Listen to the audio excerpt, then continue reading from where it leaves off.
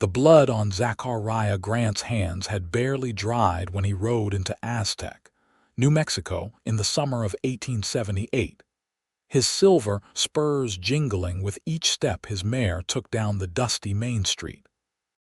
He had killed 3 men in self-defense 2 days prior, but the weight of those deaths pressed heavy on his chest, making every breath feel like swallowing sand.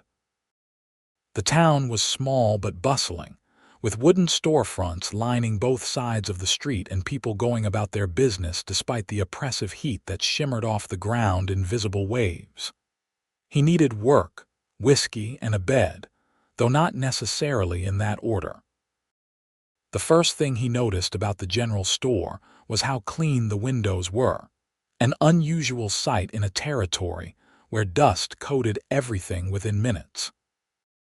The second thing he noticed was the young woman behind the counter, her dark blonde hair pulled back in a simple bun, her green eyes focused intently on the ledger before her. She looked up when the door opened, and Zachariah saw her entire body tense at the sound of his spurs announcing his entrance with their distinctive metallic chime. "Can I help you?" Her voice was steady, but he caught the slight tremor underneath, the way her knuckles whitened as she gripped the edge of the counter. "Just need some supplies," Zachariah said, removing his hat. He was 26, tall and lean from years in the saddle, with dark hair that curled at his collar and gray eyes that had seen too much too soon. "Tobacco, coffee, dried beef if you have it." She nodded and moved to gather his items, but when he shifted his weight and his spurs clinked again, she flinched so violently that she knocked over a jar of preserves. It shattered on the floor, ruby-red strawberry jam spreading across the wooden planks like spilled blood. "I am so sorry," she said quickly, dropping to her knees to clean up the mess. Her hands shook as she picked up the larger pieces of glass. "I will pay for that, of course. I am so clumsy." Zachariah moved to help her, and his spurs rang out again. This time she actually gasped and jerked backward, cutting her palm on a shard of glass. Blood welled up immediately, mixing with the jam on her fingers. "You are hurt," he said, reaching for her hand, but she pulled away. "I am fine. Please just tell me what you need and I will get it for you."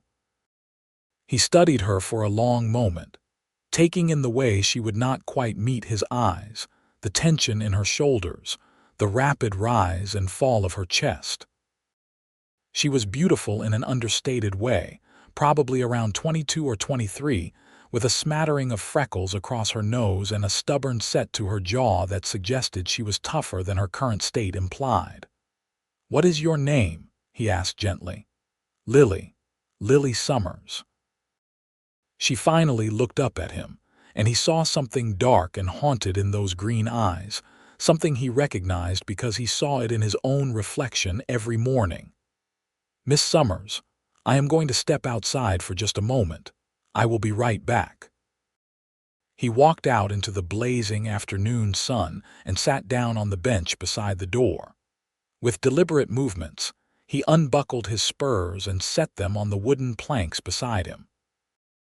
They had been his father's, handed down before the old man died of consumption 5 years back, and Zachariah had worn them every day since. They were worth more than everything else he owned combined, fine Mexican silver, with intricate engravings of wild horses running free. But as he looked at them sitting there in the dust, he thought about the terror in Lily Summers's eyes and knew he would never put them on again. When he walked back inside, the silence of his footsteps was strange after so many years of announcing his presence with every step. Lily had finished cleaning up the broken jar and was standing behind the counter again, her hand wrapped in a clean cloth. "I am sorry about that," she said softly. "You must think I am insane. I think you have been hurt, and I think whoever did it wore spurs." Zachariah kept his voice gentle, non-threatening. "Am I right?" Her eyes widened, and for a moment he thought she might deny it. Then her shoulders sagged and she nodded. "My husband, Former husband. He died 6 months ago, fell off his horse drunk and broke his neck. I should not speak ill of the dead, but I was not sorry to bury him. How long were you married? 3 years. 3 very long years. She touched her ribs unconsciously, and Zachariah's jaw tightened. He was not always cruel. When we met in Missouri, he was charming and kind. But the drinking brought out something dark in him, and by the time we came west, I barely recognized the man I had married. The sound of his spurs meant he was coming home, and I never knew which version of him would walk through that door. You do not have to explain yourself to me, Miss Summers. It is Mrs., technically, though I prefer to just go by Lily. She attempted a smile. And I know I do not have to explain, but I want you to understand. I am not usually so jumpy. It has gotten better over the months, but sometimes sounds just bring me right back to those moments when I would be cooking dinner or reading a book, and I would hear those spurs, and my whole body would just freeze. Zachariah pulled some coins from his pocket and set them on the counter. I left my spurs outside. I will not be wearing them anymore. You do not have to do that. They are yours, and this is my problem to deal with. They are just pieces of metal, Lily. They are not worth making you uncomfortable. He picked up the supplies she had gathered. Is there a boarding house in town? Mrs. Henderson runs one at the end of the street, the white house with green shutters. She is a good woman, fair prices. Lily hesitated, then added, Will you be staying in Aztec long? Depends on whether I can find work. I am good with horses, decent with carpentry, and I can handle ranch work. The Thompson Ranch is always looking for hands. It is about 5 miles north of town. Old Mr. Thompson has more land than he can manage these days, and his sons are not interested in ranching. She paused. If you come back through town, I would like to properly thank you for your kindness. Maybe I could make you dinner. Zachariah felt something warm unfold in his chest, something he had not felt in a long time. I would like that very much. The boarding house was as clean and well kept as Lily had promised, and Mrs. Henderson was a plump, cheerful woman who asked no questions about his past. He paid for a week in advance, stored his gear in the small but tidy room, and headed back out to find the Thompson Ranch. His spurs remained on the bench outside the general store, and when he passed by, he saw that Lily had taken them inside. She was standing in the window watching him, and when their eyes met, she smiled. The Thompson Ranch was sprawling but neglected, with fences that needed mending and buildings that needed paint. Walter Thompson was a grizzled man in his 60s with kind eyes and a firm handshake. He hired Zachariah on the spot after watching him gentle a skittish mare that 2 other hands had declared unrideable. You have a gift, son, Walter said, leaning against the corral fence. That mare has been nothing but trouble since I bought her. Where did you learn to work with horses like that? My father. He could talk to horses better than he could talk to people. Zachariah stroked the mare's neck, feeling her relax under his touch. He always said they just need someone to listen to what they are trying to tell you. Well, you are welcome to stay on as long as you like. Pay is $30 a month plus room and board, but you will be bunking in town if that suits you. Most of my hands prefer it that way, and I cannot say I blame them. This old ranch is not much to look at these days. Zachariah took the job and spent the next 2 weeks falling into a comfortable routine. He would ride out to the Thompson Ranch at dawn, work until dusk, then ride back to town. More often than not, he found excuses to stop by the general store, and Lily always seemed happy to see him. They would talk while she worked, conversations that ranged from mundane observations about the weather to deeper discussions about their pasts, their hopes, their fears. He learned that she had come from a good family in Missouri, that her father had been a minister, and that she had truly believed she was in love when she married Samuel Winters at 19. She learned that Zachariah had been drifting since his father died, picking up work where he could find it, never staying in one place long enough to call it home. The 3 men he had killed in self-defense had been outlaws who tried to rob him on the trail, and though he did not regret defending himself, the act of taking life had changed something fundamental in him. "You think people can start over?" Lily asked one evening as they sat on the bench outside her store, watching the sun paint the sky in shades of orange and gold. "Truly start fresh, I mean, and leave the past behind. I think the past is always with us," Zachariah said slowly. "But I also think we get to choose whether it defines us or just informs who we become. You survived something terrible, Lily. That took strength. And now you are building a life on your own terms. That takes even more strength." She turned to look at him, her green eyes searching his face. "You are different from other men I have known, gentler somehow, but not weak. Does that make sense?" "I hope so." He wanted to reach for her hand but held back, uncertain of his welcome. "I have seen enough violence in my life, Lily. I do not need to prove my manhood by being cruel or loud or forceful. Real strength is knowing when to be gentle. Samuel used to say that gentleness was weakness." "Samuel was wrong about a lot of things, I imagine." She laughed, a real laugh that lit up her whole face. "You are right about that. Thank you, Zachariah, for listening, for understanding, for taking off your spurs that first day. You will never know how much that meant to me. I think I have an idea." This time he did reach for her hand, and she did not pull away. Her fingers were small and cool in his, and when she squeezed gently, he felt that warmth in his chest again, stronger now. The dinner invitation came a week later, and Zachariah spent an embarrassing amount of time making himself presentable. He scrubbed the trail dust from his skin, trimmed his beard, and put on his cleanest shirt. Mrs. Henderson caught him checking his reflection in the hallway mirror and smiled knowingly. "That Lily Summers is a special young woman," she said. "I am glad to see her smiling again.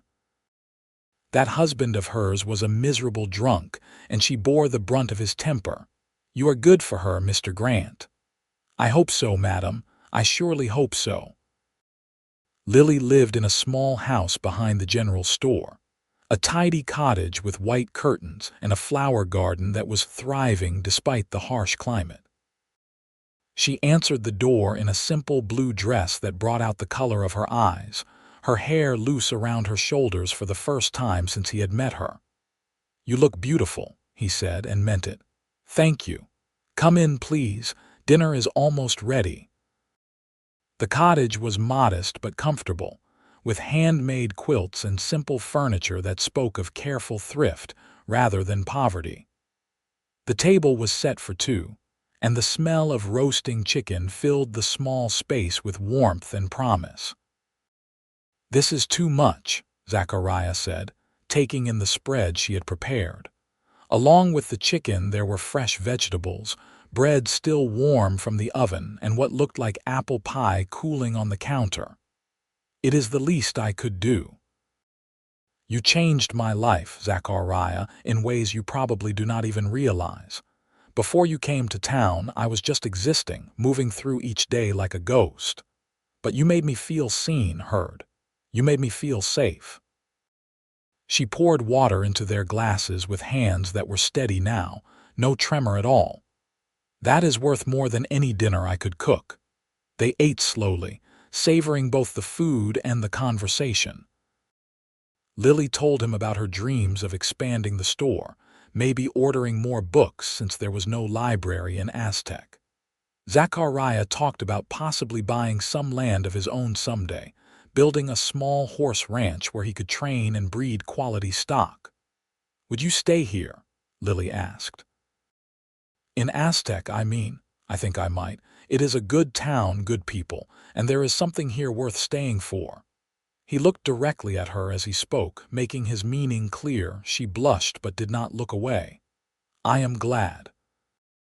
I know it has not been long, but I feel like I have known you much longer. Is that strange?" "No, I feel the same way." He reached across the table and took her hand.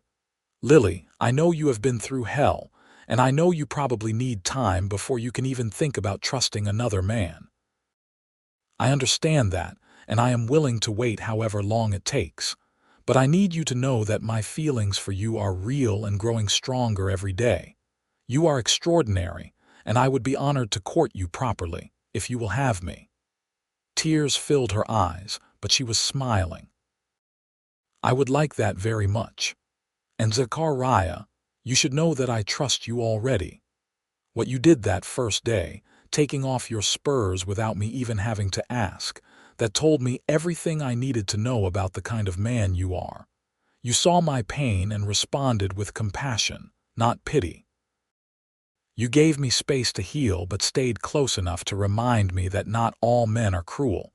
That is worth more than you know." He stood and moved to her side of the table, and when he pulled her gently into his arms, she came willingly. They stood there in her small kitchen, holding each other as the evening light faded outside and the candles cast dancing shadows on the walls. When he finally kissed her, it was soft and sweet, a promise rather than a demand. The courtship that followed was the talk of Aztec, mostly because it was so different from what people expected. Zachariah was patient and attentive, never pushing Lily beyond what she was comfortable with, always asking permission before taking her hand or stealing a kiss. They took long walks in the evening after the store closed, talking about everything and nothing. He taught her to ride, patiently guiding her through her fear until she was confident in the saddle. She taught him to cook more than just trail food, laughing at his first disastrous attempts at baking bread. 3 months into their courtship, Walter Thompson offered to sell Zachariah a parcel of land on the edge of his property, 200 acres with good water and graze. "Consider it payment for all the work you have done," the old man said. "You have increased the value of my stock tenfold with your training, and you have been more reliable than any hand I have ever hired. Besides, I like the idea of you putting down roots here." Zachariah could barely believe his good fortune. With his savings and the fair price Walter offered, he could afford the land and still have enough left over to start building. He went straight to the general store to tell Lily, finding her rearranging a shipment of canned goods that had just arrived. "I bought land," he said without preamble. 200 acres north of town. Good grass, a creek running through it. Walter says there is a spot up on a rise that would be perfect for a house. Lily's face lit up with genuine happiness. "Zachariah, that is wonderful. I am so proud of you. Come see it with me, right now. I want to show you where I am thinking of building." They rode out together in the late afternoon, Lily sitting confidently in the saddle now, her earlier fear forgotten. The land was everything Walter had promised, rolling hills covered in golden grass, with stands of cottonwood trees marking the creek's path. Zachariah led her to the rise he had mentioned, and from there they could see for miles in every direction. "It is beautiful," Lily breathed, taking in the vast expanse of earth and sky. "You could build something wonderful here." "I want to build something wonderful," Zachariah said, his heart pounding. "But I do not want to do it alone. Lily, I know we have not been courting long, but I am certain about my feelings. I love you. I love your strength, your kindness, your resilience.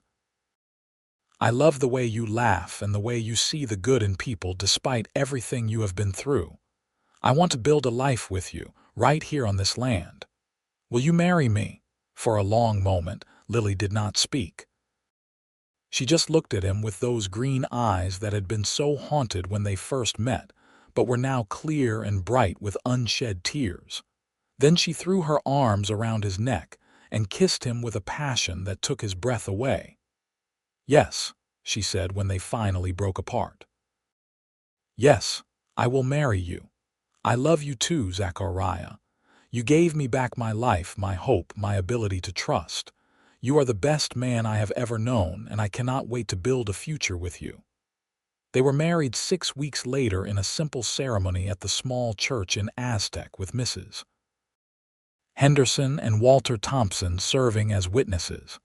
Lily wore a dress of cream-colored silk that she had ordered special from Santa Fe, and Zachariah wore his best suit with his boots polished to a shine. No Spurs, of course. He had sold them to a traveling merchant a few weeks earlier and used the money to buy Lily's wedding ring, a simple gold band that she treasured more than any diamond. The whole town turned out for the celebration afterward, bringing food and well wishes. Even people who had barely known Lily during her first marriage made a point of telling Zachariah that they were glad to see her happy again. It was clear that the town had known about Samuel's cruelty, but had felt powerless to intervene, a fact that saddened Zachariah but did not surprise him. The frontier could be a harsh and lonely place, and people often turned a blind eye to what happened behind closed doors. They spent their wedding night at the boarding house, Mrs. Henderson having decorated their room with wildflowers and fresh linens. Zachariah was gentle and patient, letting Lily set the pace, and when she finally fell asleep in his arms, he felt a sense of peace he had never known before. This was what he had been searching for all those years on the trail. Not adventure or fortune, but connection, love, a place to belong. The next morning, they began the work of building their future in earnest. Zachariah had already laid the foundation for their house, and now he threw himself into the construction with focused determination.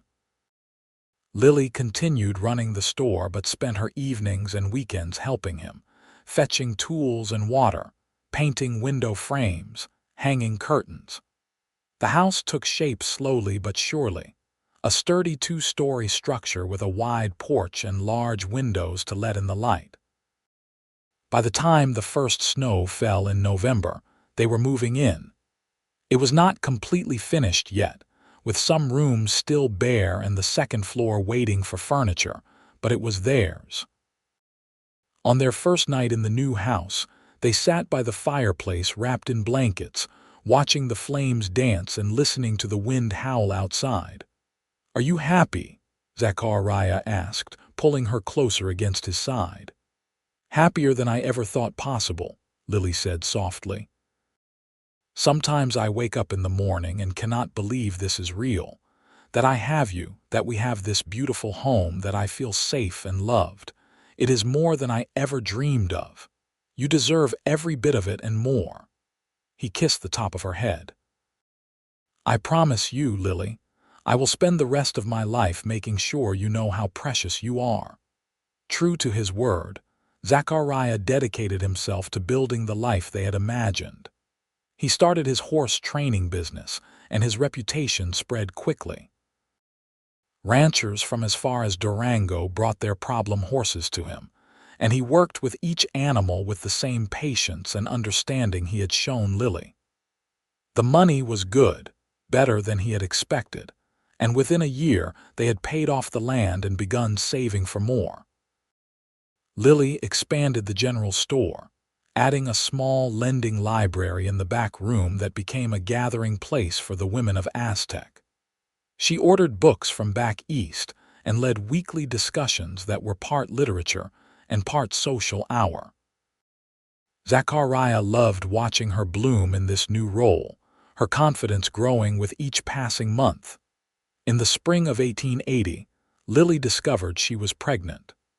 She told Zachariah one evening as they sat on the porch watching the sunset, taking his hand and placing it on her still flat stomach. "There is a baby," she said simply, "our baby."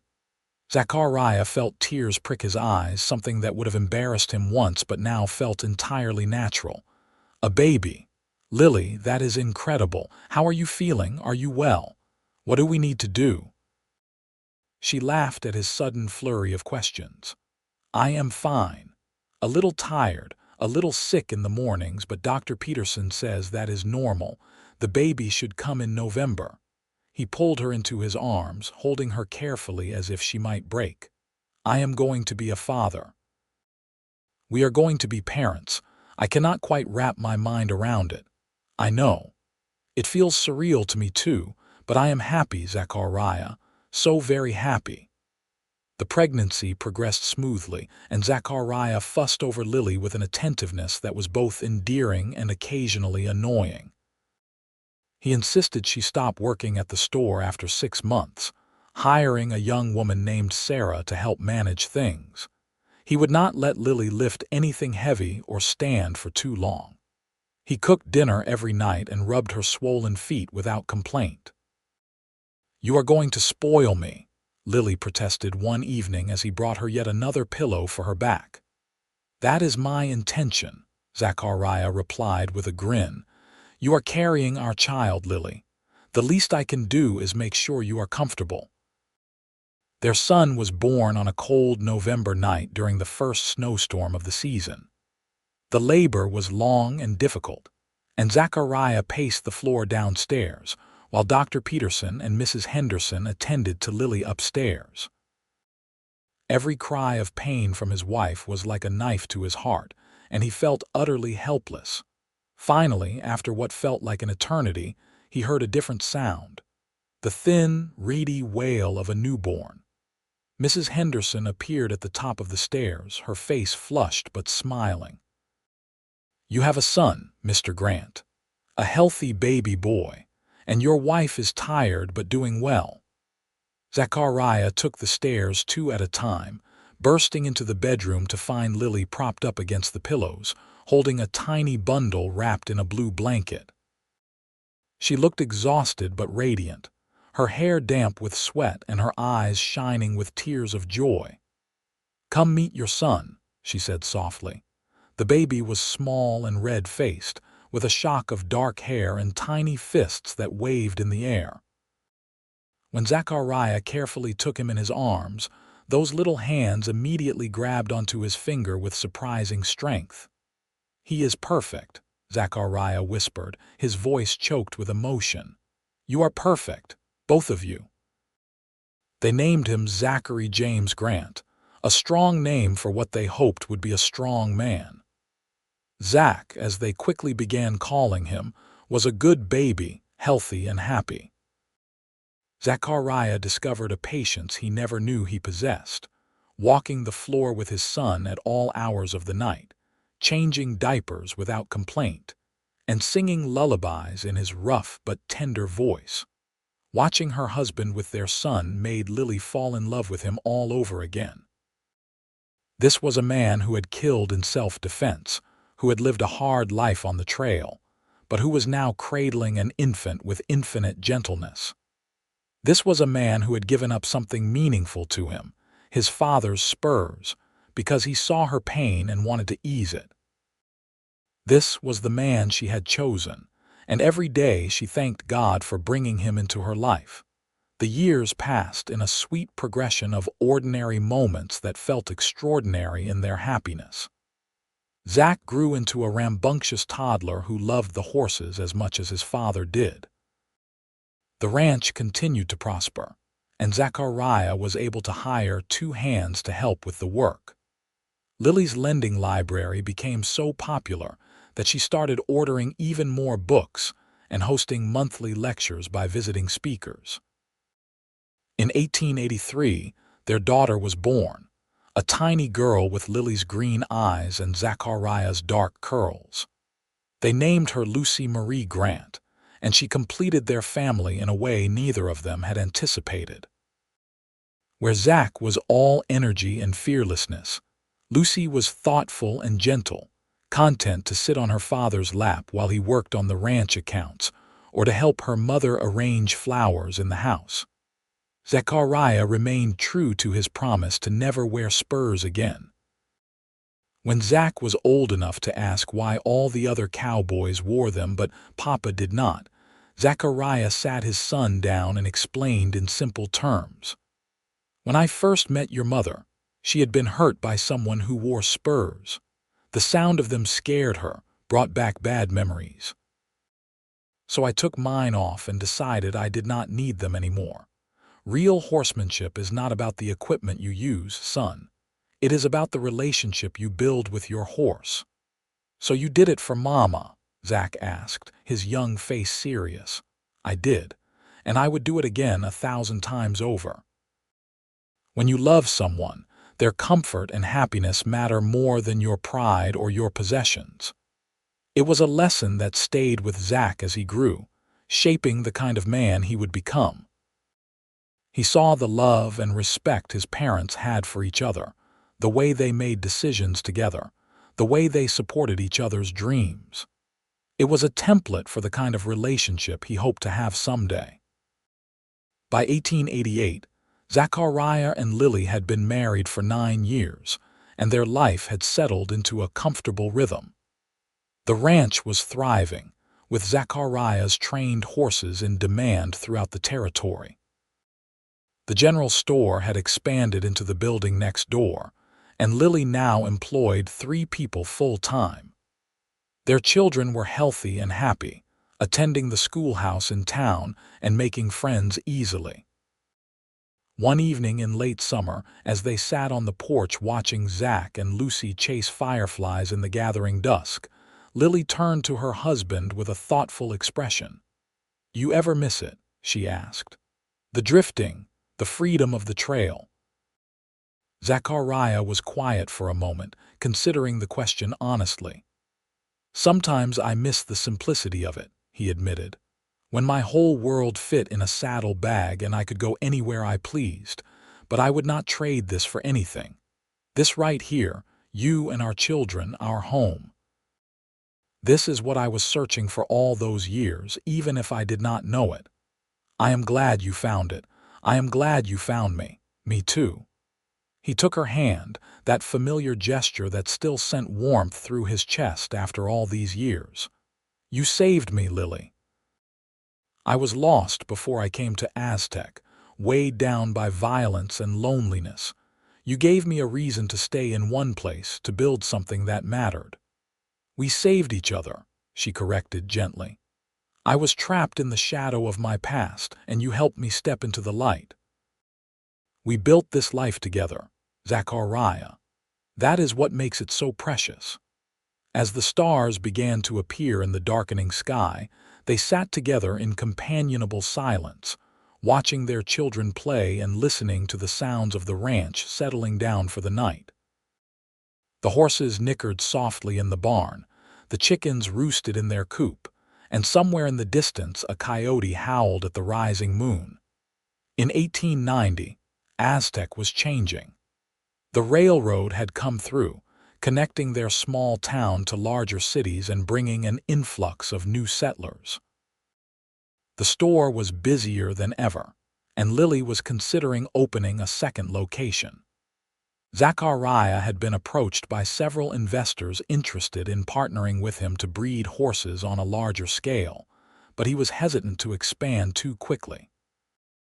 "I like the size we are now," he told Lily one night as they discussed the offers. "If we get too big, I will lose the personal connection with the horses, and that is what makes our operation special. I do not want to sacrifice quality for quantity." "I think that is wise," Lily agreed. "We are comfortable financially, the children want for nothing, and we still have time to enjoy our life together. More money is not always the answer." It was a philosophy they had embraced throughout their marriage, prioritizing experiences and relationships over material wealth. They took family trips to Santa Fe and Denver, exposing their children to culture and education beyond what Aztec could offer. They hosted gatherings at the ranch for their friends and neighbors, building a community that felt like extended family. They donated generously to the church and school, believing in supporting the institutions that made their town strong. Zach turned 11 in 1891 and began working with his father on the ranch in earnest. He had a natural gift with horses, just like Zachariah, and he soaked up every lesson his father taught him.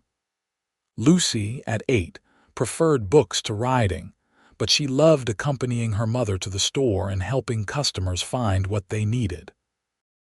Both children were aware of how fortunate they were, not just in material comfort, but in having parents who loved each other and them without reservation. One afternoon, as Zachariah was teaching Zach how to work with a particularly stubborn gelding, his son asked him about the scars he had noticed on his father's hands. "Where did you get those?" Zach asked, pointing to the faint white lines across Zachariah's knuckles. "From a fight long time ago, before I met your mother."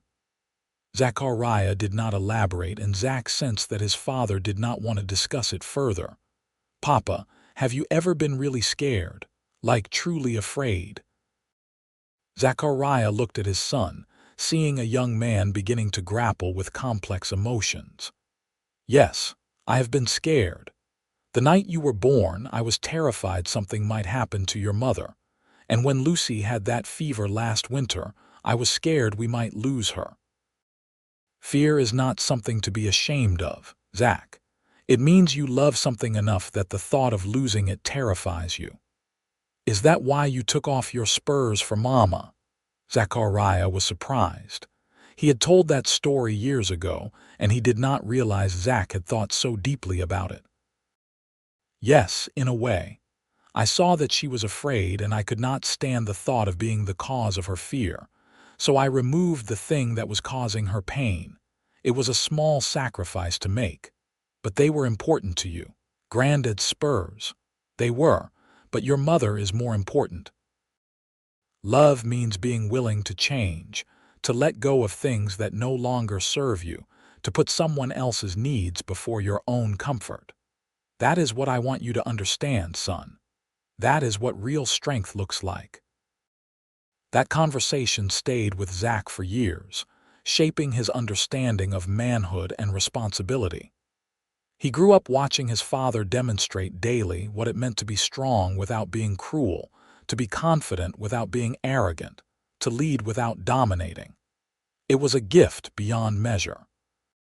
In 1893, Lily's father came to visit from Missouri, the first time he had made the journey since her first wedding 15 years earlier.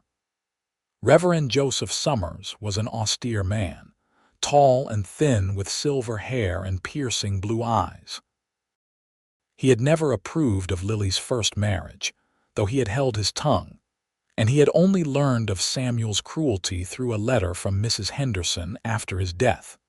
Meeting Zachariah was a revelation for the Reverend. He watched carefully over the first few days, observing how his son-in-law treated his daughter, how he interacted with the grandchildren, how he conducted his business. What he saw impressed him deeply. On his last evening before returning to Missouri, Reverend Summers asked to speak with Zachariah privately. They sat on the porch as the sun set, two men separated by age and background but united in their love for Lily. "I want to thank you," the Reverend said quietly, "for loving my daughter the way she deserves to be loved. I failed her once, allowing her to marry a man I had reservations about. I have carried that guilt for many years. But seeing her now, seeing the life you have built together, I know she is truly happy." "Sir, you have nothing to feel guilty about. Lily's first marriage was not your fault, and she does not blame you for it. She is strong because of the values you instilled in her, the faith you taught her. That strength is what helped her survive and ultimately thrive. You are a good man, Zachariah Grant. My daughter is blessed to have found you. I am the one who is blessed, sir. Lily gave me a home, a family, a purpose. Everything good in my life flows from her." They shook hands, and in that moment, a bond formed between them that would last the rest of Joseph's life. The Reverend returned to Missouri with a light heart, knowing his daughter was in good hands.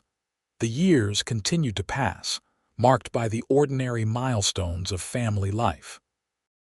Birthdays and holidays, first days of school and graduation ceremonies, illnesses weathered and joys celebrated. Through it all, Zachariah and Lily's love deepened and matured, growing from the passionate intensity of new love into something richer and more complex. They had their disagreements, of course. Lily thought Zachariah was too soft on the children sometimes, and he thought she worried too much about what the town might think. But they learned to navigate these differences with communication and compromise, never letting disagreements fester into resentment. In 1897, Zach turned 17 and announced his intention to attend the agricultural college in Fort Collins, Colorado. He wanted to learn about modern ranching techniques and bring that knowledge back to help expand the family business. It was a bittersweet moment for Zachariah and Lily, proud of their son's ambition, but sad to see him leave home. "He is growing up," Lily said the night after Zach left, tears streaming down her face. "I know it is what is supposed to happen, but it hurts." "I know," Zachariah said, holding her close. "But we raised him right, Lily. He is going to do great things, and he will always come home to us." Lucy, now 14, had developed into a voracious reader with dreams of becoming a teacher. She helped her mother at the store and the library, and she had a gift for connecting with people that reminded Zachariah of Lily. She was kind and thoughtful, with a quiet strength that would serve her well in life. As the century drew to a close, Zachariah found himself reflecting often on the journey that had brought him to this place. He was 47 years old, still strong and capable but aware of his mortality in a way he had not been in his youth.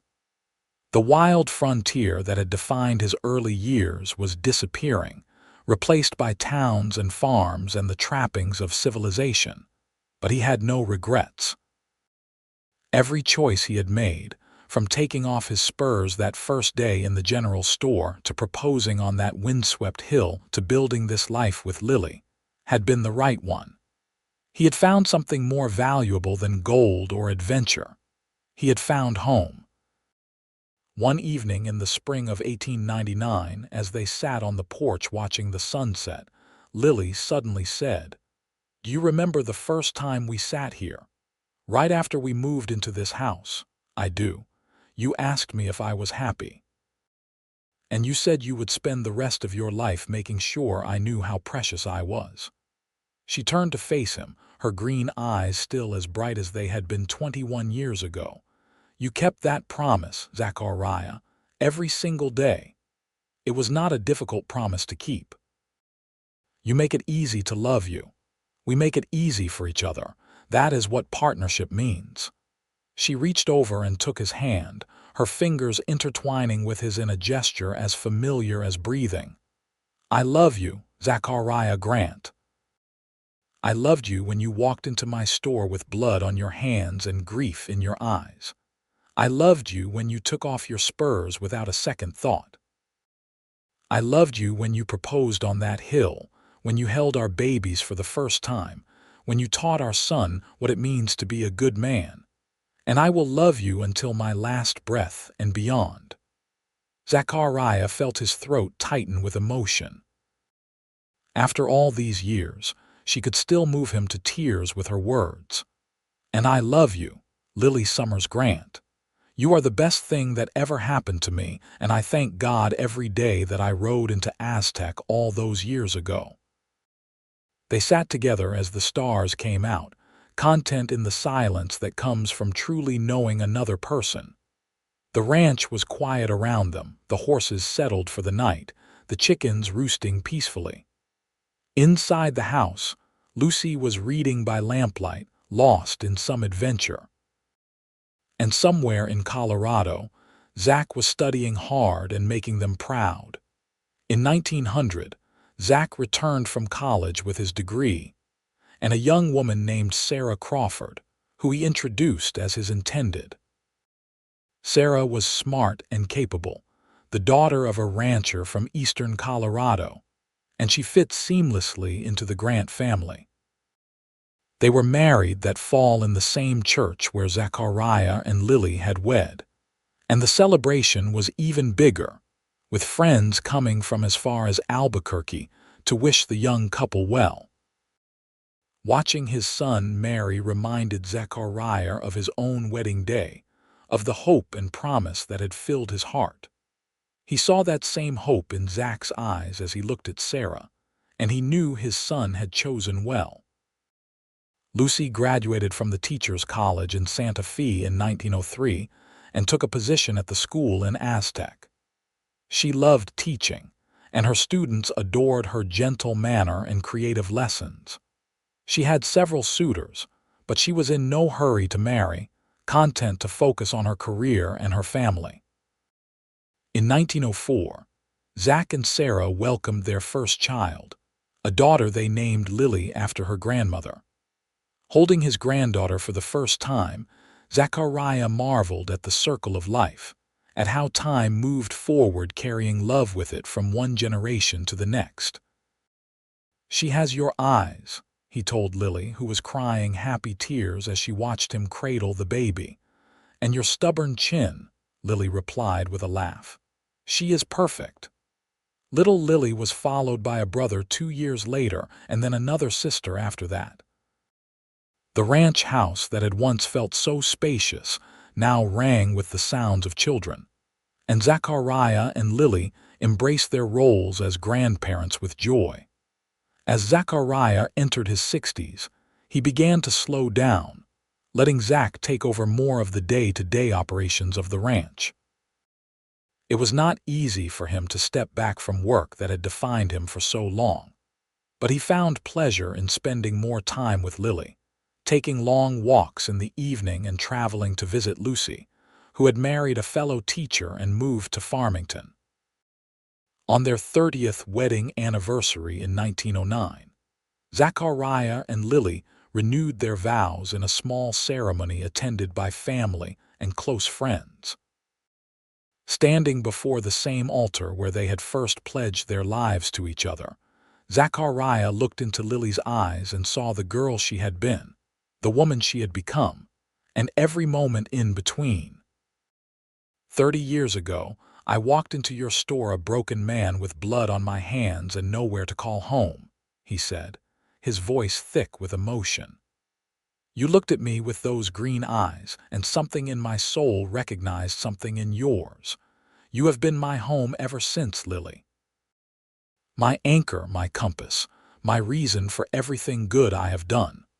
I love you more today than I did on our wedding day, and I will love you more tomorrow than I do today. Thank you for choosing me." There was not a dry eye in the church, and when Lily responded with her own vows, her voice was steady and clear, despite the tears running down her face. "Zachariah, you saw me when I was invisible, heard me when I was silent, and believed in me when I had stopped believing in myself. You took off your spurs, and in doing so, you gave me back my life. You have been the most patient, kind, and loving husband a woman could ask for. Our life together has been better than any story I could have imagined, and I am so grateful for every moment we have shared. I love you, and I choose you, today and always." The years that followed were quieter but no less rich. Zachariah and Lily spent their days in peaceful contentment, surrounded by children and grandchildren, watching the world change around them while their love remained constant. The ranch continued to prosper under Zach's management, and Lucy's children came to visit every summer, filling the house with laughter and chaos. In the evenings, Zachariah and Lily would still sit on the porch, holding hands and watching the sun set over the land they had built their life on. The wildness of the frontier had given way to civilization, but the beauty of the landscape remained unchanged, eternal. "We did good, did we not?" Lily said one evening in the summer of 1915. They were both in their 60s now, their hair silver and their faces lined, but their love had not diminished with time. "We did better than good," Zachariah replied. "We built something that will last long after we are gone, Our children, our grandchildren, this ranch, this community. That is a legacy worth leaving. I am proud of us, of what we survived, what we built, who we became together. So am I, Lily, so am I. As they sat together in the fading light, Zachariah thought back to that first day in the general store, to the fear in Lily's eyes when his spurs jingled, to the decision he had made in that moment to take them off and never wear them again. It had been such a small gesture, really, removing a piece of equipment he no longer needed. But that small gesture had opened the door to everything that followed, to love and family and home. He had walked into Aztec a drifter with blood on his hands and grief in his heart. He was leaving this life a man who had known true love, who had raised good children, who had made a difference in his corner of the world. And all because he had seen a woman jump at the sound of his spurs and had chosen compassion over pride. The years rolled on in their gentle way, bringing both joy and sorrow, as is the nature of life. They lost Walter Thompson in 1918, mourning the man who had given Zachariah his first real chance and had become like a father to them both. They celebrated as their grandchildren grew and started families of their own, great-grandchildren arriving to carry on the Grant name and legacy. Through it all, Zachariah and Lily remained each other's touchstone, their love a constant in a world that kept changing. They grew old together gracefully, their bodies slowing but their minds sharp, their connection as strong at 70 as it had been at 25. On a warm June evening in 1925, as they celebrated their 46th anniversary surrounded by 4 generations of family, Zachariah looked around at all the faces he loved and felt his heart overflow with gratitude. This life, this beautiful, complicated, wonderful life, had started with a single choice made in compassion. He had watched a woman jump at the sound of his spurs, and he had taken them off and never wore them again. It was the best decision he had ever made.